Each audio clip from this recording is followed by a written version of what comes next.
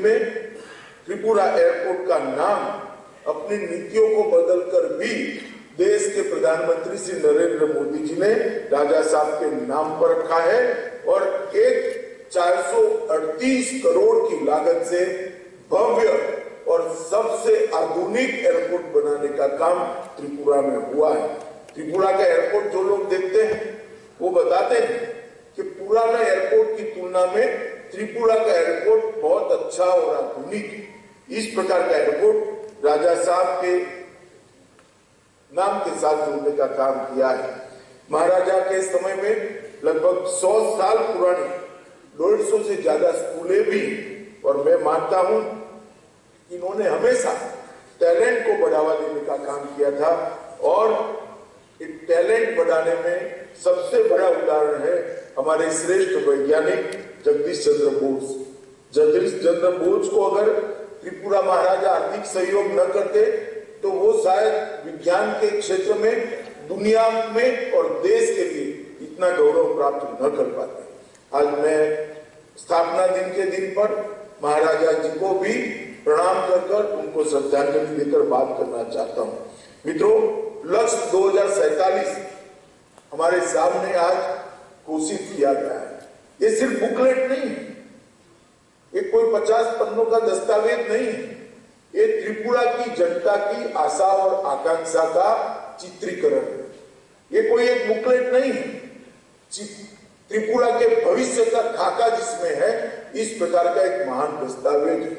आने वाली पीढ़ियां और विशेषकर युवा त्रिपुरा कैसा बनाएंगे, त्रिपुरा कैसा गढ़ेंगे और त्रिपुरा के विकास में कैसा योगदान करेंगे, इसका एक खाका है जो मुख्यतः 6 क्षेत्र इसके अंदर चिन्हित किए गए हैं।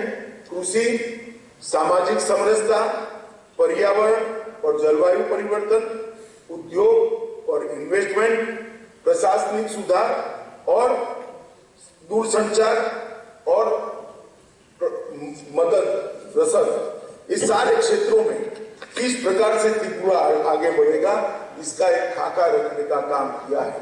देश के प्रधानमंत्री जी ने पूरे देश के 130 करोड़ की जनता के सामने देश की आजादी के अमृत महोत्सव के वक्त ये 25 साल के कालखंड को संकल्प का कालखंड बताने का काम किया, क्योंकि आज ही भारत की जनता ने तय करना पड़ेगा कि जब भारत अपनी आजादी की शताब्दी मनाता होगा उस वक्त भारत कहाँ होगा, हर क्षेत्र में हम कहाँ पहुंचे होंगे, और वो कवायद ही हमें महान बना सकती है, दुनिया के नक्शे पर अपना सम्मानजनक स्थान निश्चित कर सकती है। मित्रों, ये 25 साल प्रत्येक भारतवासी के लिए, प्रत्येक त्रिपुरा वासी के लिए परिश्रम की पराकाष्ठा करने के 25 वर्ष है। अगर देश को छलांग लगानी, दुनिया में अपना स्थान सुनिश्चित करना है, तो ये 25 साल को संकल्प के काल के रूप में मानकर आगे बढ़ना होगा और हर व्यक्ति ने अपनी सोच छोड़कर देश को आगे बढ़ाने की सोच लेकर आगे बढ़ना होगा। बहुत लंबा कालखंड देश गुलामी में, अंग्रेजों की गुलामी हमने झेली, मुगलों की भी गुलामी हमने झेली, परंतु अब जब देश आजाद है तब गुलामी के कालखंड के कारण जो हम पिछड़े वो आज क्षतिपूर्ति करने का ये 25 साल है। और मैं मानता हूं कि विप्लव जी ने लक्ष्य 2047 नामक जो एक दस्तावेज त्रिपुरा की जनता के सामने रखा है, त्रिपुरा के युवाओं के सामने रखा है, वो त्रिपुरा को महान बनाने की, त्रिपुरा को विकसित बनाने की, त्रिपुरा को सुरक्षित बनाने की और त्रिपुरा को आत्मनिर्भर बनाने की दिशा में बहुत बड़ा काम करेगा। मित्रों, नॉर्थ ईस्ट की जहां तक मैं बात करूं, मोदी जी ने शासन में आने के बाद हमेशा नॉर्थ ईस्ट और दिल्ली के बीच की दूरियों को कम करने का प्रयास किया है, एक मानसिकता को बदलने का प्रयास किया है और पूरा नॉर्थ ईस्ट विकसित हो, इसलिए उन्होंने 8 राज्य को अष्टलक्ष्मी का उपनाम देकर उसके विकास का संकल्प किया और हर 15 दिन में कोई न कोई मंत्री नॉर्थ ईस्ट में जाए, इस प्रकार की रचना करी है और ढेर सारे काम नॉर्थ ईस्ट के अंदर आज जमीन पर। नॉर्थ ईस्ट एक जमाने में करप्शन के लिए जाना जाता था। नॉर्थ ईस्ट में जो पैसा पहुंचता था दिल्ली, जाता था दिल्ली से, जनता तक पहुंचता नहीं था। आज मैं गौरव के साथ कह रहा हूं कि 8 राज्यों में नेडा की सरकार है और जो पैसा दिल्ली से जाता है वो पूरा का पूरा विकास में खर्च होता है। मित्रों, त्रिपुरा में भी ढेर सारे विकास के काम हुए। त्रिपुरा को नॉर्थ ईस्ट के गेटवे के रूप में विकसित करने का भी काम हो रहा है। रोड और रेलवे से जुड़ी दर्जनों परियोजनाओं और बांग्लादेश के साथ इंटरनेशनल वाटरवे कनेक्टिविटी के कारण बहुत विकास आने वाले दिनों में, बहुत बड़ा इन्वेस्टमेंट आने वाले दिनों में त्रिपुरा में आने वाला है। अगरतला अखौरा रेल लिंक का काम भी तेजी से चल रहा है। शांति और स्टेबिलिटी त्रिपुरा के अंदर विप्लव देव और जिष्णुदेव बर्मन ने मिलकर हमारी त्रिपुरा सरकार ने शांति लाने का बहुत बड़ा प्रयास किया है। कभी उग्रवाद, घुसपैठ, ब्लॉकेड, ड्रग, आर्म ट्रैफिकिंग, भ्रष्टाचार, जातीय तनाव, इसकी जगह आज विकास, कनेक्टिविटी, इंफ्रास्ट्रक्चर, स्पोर्ट्स, इन्वेस्टमेंट और ऑर्गेनिक खेती को बढ़ावा देना, इस दिशा में त्रिपुरा आगे बढ़ रहा है। मैं मानता हूं कि बहुत बड़ी उपलब्धि 2019 में NLFT के साथ समझौता कर भारत सरकार और त्रिपुरा सरकार ने बहुत बड़ा काम किया, जिससे आज एक अनरेस्ट का वातावरण समाप्त हो गया है। मैं त्रिपुरा दिन की बहुत बहुत बधाई देना चाहता हूं। और राज्य के लिए अपनी स्थापना का दिन बहुत महत्वपूर्ण दिन होता है और आज त्रिपुरा स्वर्ण जयंती अपनी मनाने की दिशा में आगे बढ़ रहा है। ये वर्ष और ये दिन दोनों त्रिपुरा के लिए बहुत महत्वपूर्ण है। आज के ही दिन मणिपुर और मेघालय, नॉर्थ ईस्ट के दोनों राज्य भी अपना स्थापना दिन मना रहे हैं। मैं मणिपुर के मुख्यमंत्री और समस्त मणिपुर की जनता को स्थापना दिन की बहुत बहुत बधाई देना चाहता हूं। इसके साथ साथ मेघालय के मुख्यमंत्री जी और मेघालय की समस्त जनता को भी मैं हृदयपूर्वक मेघालय के स्थापना दिन की बहुत बहुत बधाई देना चाहता हूं।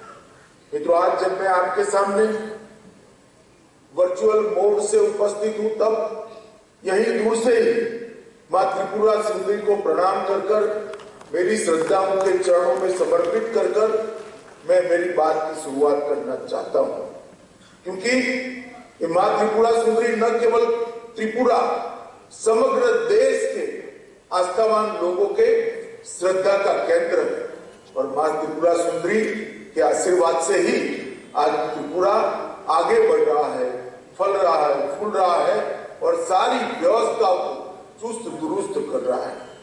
त्रिपुरा भारत का एक बहुत महत्वपूर्ण राज्य है।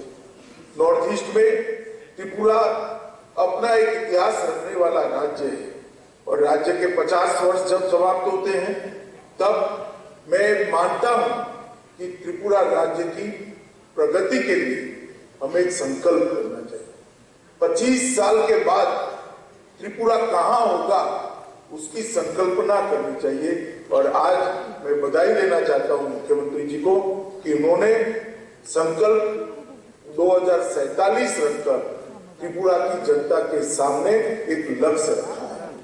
त्रिपुरा एक बहुत महत्वपूर्ण ऐतिहासिक रास्ते, आज इसीलिए भारत सरकार के पोस्ट डिपार्टमेंट में राज्य का स्मारक डाक टिकट भी जारी किया गया है और इंडिया परफ्यूम की भी एक लोगो का लॉन्चिंग आज किया गया है। मैं मानता हूं जिन लोगों को पुरस्कार मिला है वो सभी लोगों को मैं बहुत बहुत बधाई देना चाहता हूं।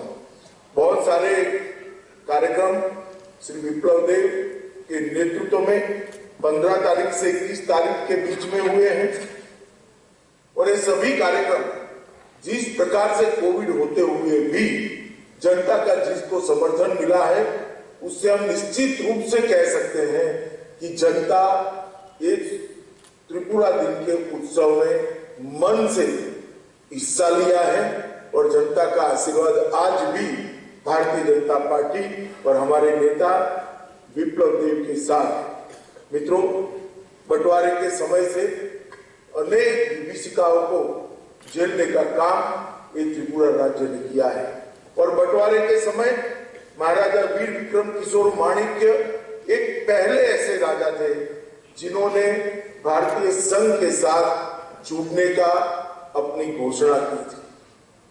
जब से विवाद चालू हुआ, अंग्रेजों ने फूट डाला और राज करो की नीति अपनाना शुरू किया, उन्होंने सबसे पहले भारतीय संघ का समर्थन करने का काम किया था। और जब मुस्लिम आतताई पाकिस्तान की ओर से, पूरी पाकिस्तान की ओर से त्रिपुरा में घुसने लगे थे, तब महारानी कंचन प्रभा जी ने ही शिलोंग से सरदार पटेल के साथ बात कर मदद मांगी थी और सरदार पटेल ही थे जिन्होंने आसाम से वायुसेना भेजकर त्रिपुरा को बचाने का काम किया था। आज त्रिपुरा के स्थापना दिन पर मैं सरदार पटेल को भी निश्चित याद करना चाहूंगा, जिनके त्वरित और दूरंदेशी निर्णय के कारण आज हमारा त्रिपुरा महान भारत का एक हिस्सा है। महाराजा वीर विक्रम किशोर माणिक्य जी का बहुत सारा योगदान त्रिपुरा के पिंड बनाने में रहा है। रुद्रसागर तालाब हो, निर्मल हो, शिक्षा हेतु सैकड़ों एकड़ पुश्तैनी जमीन दान करनी हो, अगरतला का हवाई अड्डा बनाना हो, हर क्षेत्र में राजा साहब ने त्रिपुरा के विकास की नींव डाली और ये किया गया और 40 करोड़ रुपए का रुपया त्रिपुरा सरकार को जारी भी कर दिया गया है। ब्रू समझौते में भी भारत सरकार ने एक बहुत बड़ा पैकेज देकर लगभग 37,000 लोगों की 30 साल पुरानी समस्या का समाधान करने का काम किया है और मुझे पूरा उम्मीद है कि ब्रू शरणार्थी भाई अब मेन स्ट्रीम में आकर भारत के और त्रिपुरा के विकास में अपना योगदान दे देंगे। लगभग 1.5 लाख रुपए की आवासीय सहायता भारत सरकार ने दी है। त्रिपुरा सरकार ने प्लॉट दिए हैं। 2 वर्षों तक 5,000 रुपया प्रति माह उनको मिलना है, मुफ्त राशन मिलना है और अब आगे उनके बच्चे भी पढ़े लिखे हुए नई पीढ़ी बने और उनको रोजगारी भी मिले, इस प्रकार का आगे आयोजन भी हुआ है। मित्रों, कम्युनिस्ट शासन ने त्रिपुरा को बहुत पिछड़ा राज्य बनाने में कोई कसर नहीं। प्रतिद्वंदियों पर हिंसा करना ही कम्युनिस्टों की राजनीति है। कभी भी विकास के दृष्टिकोण से सरकारें चली नहीं और मुझे बड़ा अफसोस कि त्रिपुरा जैसा महत्वपूर्ण राज्य 2 दशक तक विकास से महरूम रहा, मगर त्रिपुरा ने मोदी जी पर श्रद्धा रखी, पूर्ण बहुमत की भारतीय जनता पार्टी की एनडीए की सरकार बनाई और आज त्रिपुरा विकास के रास्ते पर चल रहा है। ये 2 दशक के अंदर भारतीय जनता पार्टी के 450 से ज्यादा कार्यकर्ताओं पर हमले हुए, कई लोगों ने अपनी जान गंवाई, कई लोग सालों सालों तक अपने घर नहीं जा पाए, घूमते रहे अपने ही राज्य में, अपने ही देश में, वो बेसहारा होकर शरणार्थी होकर रहे। मगर आज इस सब का जो प्रयास था और सबका जो तपस्या थी, इसका सुफल मिलने लगा है और त्रिपुरा विकास के रास्ते पर चल रहा है। ये त्रिपुरा सरकार बनने के बाद विप्लव देव ने नशा मुक्त त्रिपुरा ये अभियान लिया और जो नशे की तस्करी राज्य सरकार के आश्वासन से चल रही थी, उस पर कड़ाई करने का काम किया है। त्रिपुरा अब ड्रग तस्करों के लिए सुरक्षित मार्ग नहीं है। विप्लव देव जी को मैं बधाई देना चाहता हूं कि आप इस अभियान के कारण न केवल त्रिपुरा के युवा नशे से मुक्त हुए हैं, परंतु देश भर के अंदर ड्रग आने का सबसे बड़ा रास्ता आपने बंद किया है। इसलिए मैं भारत सरकार की ओर से त्रिपुरा सरकार को बहुत बहुत बधाई देना चाहता हूं, जिस दृढ़ता के साथ त्रिपुरा ने इसको हाथ में लिया है। नशीले पदार्थ से जुड़े सैकड़ों मामले दर्ज किए गए, नशीली टैबलेट्स और हीरोइन जब्त की गई है। कुछ ऐसी दवाइयां बनाई जाती थी, उसको भी रोकने का काम किया है। और इसका सबसे बड़ा फायदा अगर हुआ है तो जनजाति समाज को नशा मुक्ति अभियान से सबसे बड़ा फायदा हुआ है। इसका सबसे बड़ा बेनिफिशियरी हमारा जनजाति समाज हुआ है। मित्रों, डबल इंजन की सरकार 2018 से जब से चल रही है, आमूलचूल परिवर्तन, नियत, नीति और नियम, ये 3 एम के साथ त्रिपुरा सरकार आगे बढ़ी है। और डबल इंजन सरकार का ढेर सारा फायदा त्रिपुरा के अंदर देखने को मिलता है। मैं एक ही उदाहरण देना चाहता हूँ। 2017-18 में त्रिपुरा की प्रति व्यक्ति आय 1 लाख रुपया थी। 3 ही साल के अंदर 2020-21 में 1 लाख से बढ़कर 1,30,000 हुई है। मैं मानता हूं शायद किसी भी राज्य का 30% का बढ़ोतरी नहीं। ये बहुत बड़ी उपलब्धि डबल इंजन सरकार की त्रिपुरा के अंदर है। प्रधानमंत्री जी के मार्गदर्शन में विप्लव देव और जिष्णुदेव बर्मन ने जिस प्रकार से सुशासन को नीचे उतारा है, इसी का एक परिणाम है। किसानों की मासिक आय की बात करें तो 15-16 में 6,580 रुपया था और 2020-21 में 6,580 से बढ़कर 11,096 रुपया। मतलब मोदी जी ने जो संकल्प रखा था किसानों की आय 2 गुना करने का, उसको त्रिपुरा सरकार ने सिद्ध किया है, पूरा किया है। ये भी बधाई के पात्र है। लगभग 2,000 करोड़ का निवेश आया है। त्रिपुरा की इन्वेस्टमेंट समिट में 100 से ज्यादा उद्योगपतियों ने हिस्सा लिया, अपनी संभावनाओं को तलाशी है। 2,800 करोड़ रुपए की धनराशि के ज्ञापन समझौते हुए। सिर्फ आईटी में 1,000 करोड़ का इन्वेस्टमेंट आया है। और सबसे बड़ी बात है कि राज्य के अंदर कानून और व्यवस्था की परिस्थिति बहुत अच्छी हुई। गंभीर गुनाहों में 26% की कटौती शायद ही किसी राज्य ने 2 साल के अंदर सिद्ध की होगी।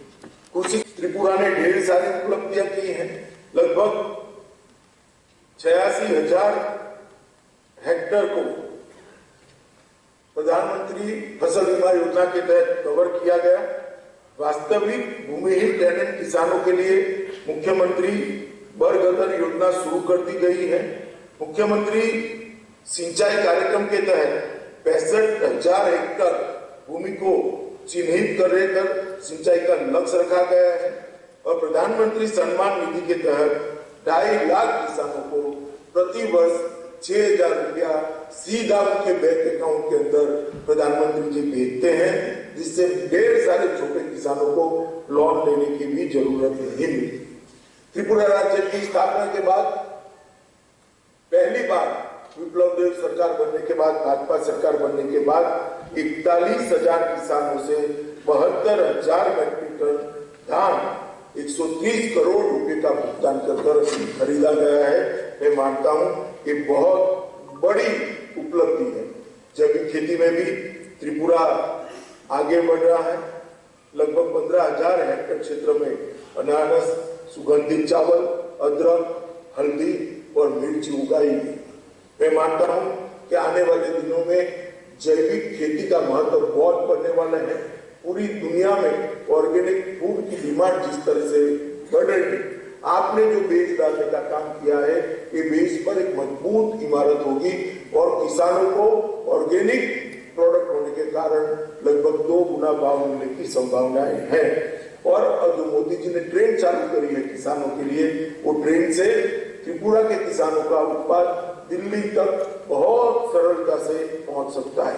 इसके अलावा सुपारी, सतकोरा और अदरक का भी बहुत बड़ी मात्रा में निर्यात हुआ है। कटहल का भी निर्यात हुआ है। वुड एप्पल और इमली का निर्यात भी हुआ है और अनानास का भी बहुत बड़ी मात्रा में निर्यात हुआ है।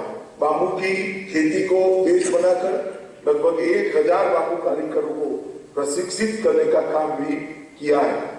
मित्रों, गरीब के लिए हर व्यक्ति को घर मिले, प्रधानमंत्री आवास योजना के तहत लगभग 7 लाख गरीब परिवारों को घर देने का काम आगे बढ़ा है। हर परिवार को लगभग कोरोना हुआ तब से free of cost ration Narendra Modi सरकार प्रति व्यक्ति दे रही है 5 किलो। और कोविड के अंदर बहुत अच्छा प्रबंधन त्रिपुरा सरकार ने किया। इसके कारण कम से कम नुकसान में आज हम कोविड के बाहर लगभग आते हुए दिखाई पड़े। वैक्सीनेशन ड्राइव को भी बहुत अच्छे तरीके से चलाया गया है और लगभग लाभार्थियों की संख्या में घरों में लगभग 90% को घर बनाने की मंजूरी दी गई। इंफ्रास्ट्रक्चर के अंदर ढेर सारे काम हुए। 6 राष्ट्रीय राजमार्गों को 542 किलोमीटर की मंजूरी दी है। इसका काम भी चालू हो रहा है। अगरतला अकोरा रेल लिंक निर्माणाधीन है। निश्चितपुर में एकीकृत चेकपोस्ट बनाई है। 6 एक्सप्रेस ट्रेन अगरतला से देश के जुदे जुदे हिस्सों में जा रही है। किसान ट्रेनें और डेमो ट्रेन भी चलाई जा रही है।